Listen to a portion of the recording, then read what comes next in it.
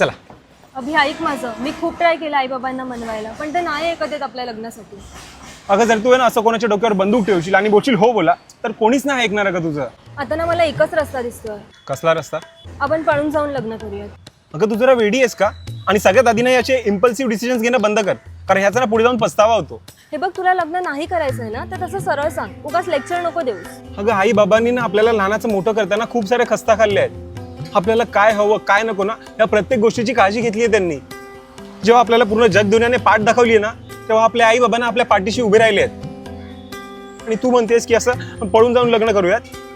अरे मला पण मजा नाही येते अभि असं करायला. आता काही ऑप्शन नाही म्हणून असं करावं लागतं. अगं मग आपण काहीतरी मार्ग काढूया ना यातून बाहेर येण्यासाठी. कधी? माझं लग्न दुसऱ्या मुलाशी लावून दिल्यानंतर? अगं मी येईन ना तुझ्या घरी तुझ्या आई बाबांना समजवायला. अरे अभि नाही ऐकणार ते, सगळं ट्राय करून झालंय. हे बघ, जर त्यांनी माझं नाही ऐकलं ना तर तू 3-4 दिवसांसाठी खाणं पिणं सोडून दे. तू बारीक पण होशील आणि ते तुझं ऐकतील पण. हा बघ, हा बेस्ट ऑप्शन आहे. एक सेकंड, म्हणजे तुला काय बोलायचं, मी जाड झाले? हो नाही, अरे सॉरी अगं चुकून निघालं तुला.